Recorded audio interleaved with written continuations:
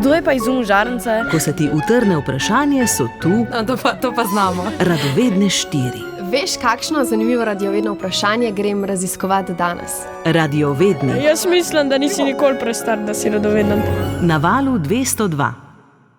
Dobro, še malo v levo. Joj, preveč. Še malo v desno, pa naprej. Joj, nazaj.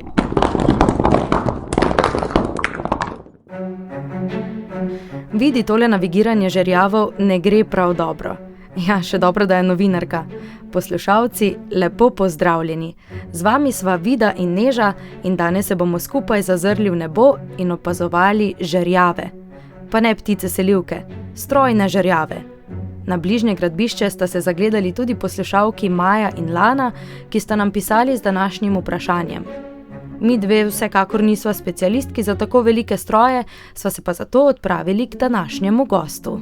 Jaz sem Boris Jerman, sem izredni profesor in predavam na Fakulteti za strojništvo Univerze v Ljubljani predmete povezane z transportnimi napravami in sistemi ter nosilnimi strojnimi konstrukcijami. Žerjav je eno izmed transportnih sredstev, ki se uporablja za dvigovanje in premeščanje bremen. Eden od najbolj prepoznavnih žerjavov je prav stolpni gradbeni žerjav. Imajo torej več sestavnih delov. Najbolj pomembno, oziroma mogoče najbolj prepoznaven je stolp z 2 ročicama. Prva je delovna ročica žerjava, po kateri teče voziček, kjer se tudi dviga breme. Druga je pa ročica proti uteži. Na ročici proti uteži imamo nameščene uteži, ki uravnotežajo težo bremena. To je zelo pomembno za stabilnost žerjava, torej zato, da se žerjav ne bi prevrnil. Tudi na podstavku so dodatne uteži. Morda še zanimivost, prvi žerjavni stroj se je imenoval šaduf. Izumili so ga v Mezopotamiji približno 3000 let pred našim štetjem. Uporabljali so ga za dvigovanje vode za namakanje. Gromozanske žerjave razvijamo še danes.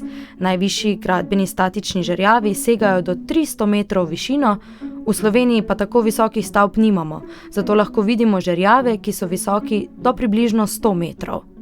Nosilnost teh žerjavov je do nekaj ton. A kako se tako gromozanski stroj znajde na gradbišču? Nikoli ga ne vidimo, kako se vozi po mestnih ulicah ali po avtocesti. Takih strojev po cesti ne moramo peljati. Zato se gradbene žerjave vedno transportira razstavljene na segmente dolžine nekje do 6 metrov.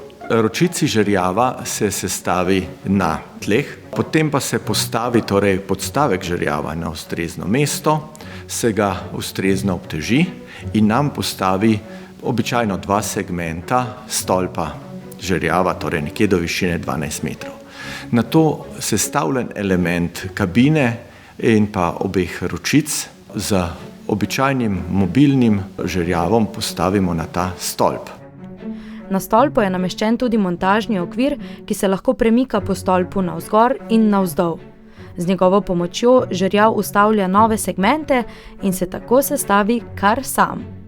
V nadaljevanju postopek ponavljamo, torej montažni okvir se ponovno dvigne, žerjav pripelje nov segment in na ta način žerjav lahko zraste do prej omenjenih 80 oziroma več 100 metrov.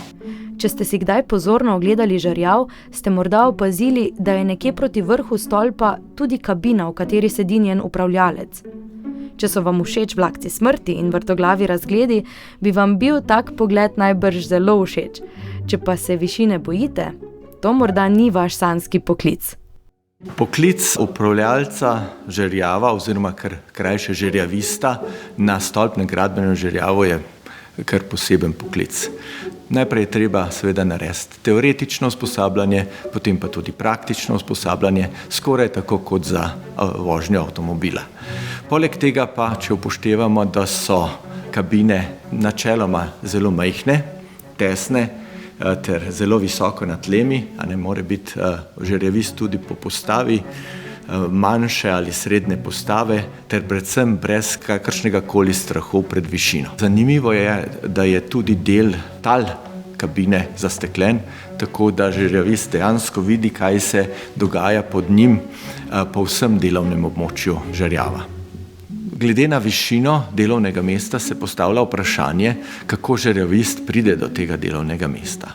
Klasičen način je, da se vzpenja po lestvi. Tak vzpon do delovnega mesta traja lahko tudi več 10 minut.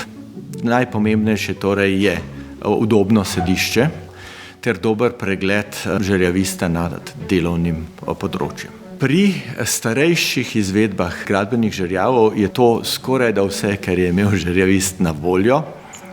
Pri sodobnih izvedbah pa so kabine večje, udobnejše in imajo poleg te že prej omenjene osnove tudi vgrajene naprimer klimatske naprave, ozvočenja. Take sodobne žerjave imajo seveda tudi radijsko in pa internetno povezavo in tudi kemijska stranišča. Pri klasičnih ali pa pri starejših izvedbah imajo s seboj tudi kakšno primerno posodo, ki jim pomaga v primeru, če je res velika nuja.